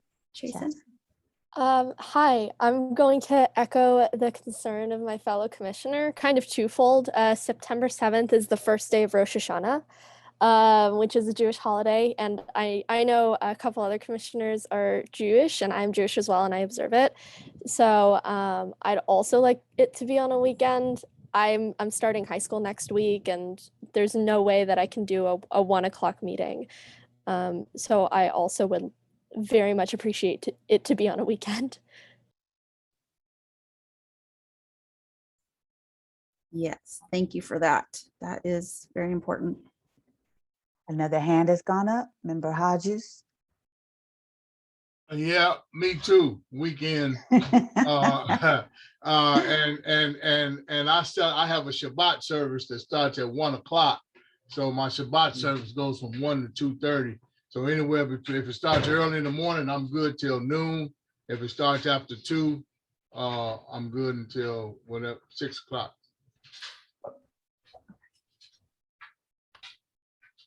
And member De Los Rios? I'm going to be that voice that says that I prefer during the week. Weekends are for my family and for take care of me time. And I'm practicing be impeccable with your words. I'm trying to be honest with the group, and that's my input. Thank you. Thank you for that. Thank you. And sorry, Anyone I see else? two hands raised, but I don't see who they are. So let me. Member Gillies and Oh, member thank you. Stefan. Okay. Hi, I'm wondering if we could do a doodle poll to make it easier for everybody with a bunch of different dates. And the other thing is, you know, could we compromise and maybe do something that starts at 4 in the afternoon and do like a 4 to 8 during the week? So maybe for some folks that just that last hour of their work day, because I think weekends are difficult. So just a suggestion. I think this gives us a lot of opportunities, and I think that I'm taking notes. I'm sure Claudia is as well. So we can definitely see what resonates with everyone. And member Stefan? I was just going to suggest maybe considering 2 2-hour blocks. I know that it might be productive sometimes to, you know, be really efficient in 2 hours and then come back with some more clarity of mind and reflect and conclude.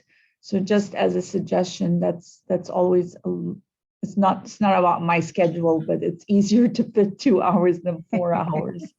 Yes. Awesome. Loving these suggestions. Member Roberts. I just wanted to let me make sure I'm okay. Just wanted to echo all my meetings from last March until now have all been pushed into the weekends of September and October. So weekends are really bad for me. I do like the idea of the early evening or late afternoon to early evening one, but you know, I'll try to put in whatever time I can in to do it. And DA Stefan was great idea to split it into half too. So I just weekends stink. All right. We have appreciate one that. more hand up. Member Then we are Corey, at thank 12 you. o'clock, so. This is Commissioner Khoury. I personally can do it anytime, but I will go along, I think, with the best timing, maybe between 4 and 8 or 5 and 9 to accommodate others. However, I personally believe that it should be a single session, a 4-hour single session, in order to really gain all the input from all the different commissioners representing the different communities, rather than split it into 2 different days and so on. Thank you. Thank you. Thank you. All right. We are at time, huh? Yep, we're at time. So Claudia, we will connect, I'm sure, about. We'll work with we'll work on some additional dates and times so we can reach out. Looks like based on, you all gave some great input on that. Madam Chair, the only other agenda items on the agenda were the Heritage Month matters, but before closing out the meeting, was there anything else, Madam Chair, that you wanted us to finish up with on the strategic planning? We'll look at more dates based on the comments we received today. We'll look at alternative times. Looks like there's a good starting point for the community agreements. We will, which will include those 5 questions to the extent folks are going to give us those ahead of time. We'll do that. And we'll work with you and the vice chairs on some potential additional dates later in August. I'm sorry, later in September to provide more time. Okay, great. I just wanted to before we close out, I just wanted to thank all the commissioners for this commitment. This is historic. If we get this right, when we leave, our legacy will be created because we are the original founding members. So I just want to implore that we take the time, and I know this is going to inconvenience a lot of us, but the commitment we made to be a part of this commission is also to set a legacy and a standard going forward for years to come. So that investment that we make with our time is going to be, it's going to be historic, and it's going to be something that we will all be proud of in the future. When I walk away from the commission, I still want to be able to see that strategic plan that we worked on that is implemented and supported by the community. And we do represent the County of San Diego residents and our constituents. And this is a moment in time that we can get this right, and we will have an incredible impact on the county, on our residents, and moving forward in a new paradigm shift here in the County of San Diego. So I appreciate your time, and I'm just imploring that you all really commit to this, and we can make history. Thank you. Madam Chair, other than the Heritage Month matters that were listed, there's nothing else on the agenda at this point. There's some special holidays we wanted to acknowledge. Can we just call them out and then meeting adjourned? Sure. Okay. Happy to do that. Heritage in August is Diversity Awareness Month, National Civility Month, Middle Eastern American Heritage Month, and North African Heritage Month. Thank you. Now, if you, when you're ready, the order? Excuse me? Is anything else on the agenda, or is everything good for the order?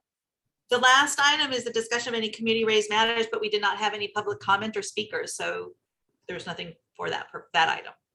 Okay, meeting adjourned. Thank you very much, commissioners. Thank you. God bless. Thank you, everyone. Excellent meeting. Thank you. Bye-bye.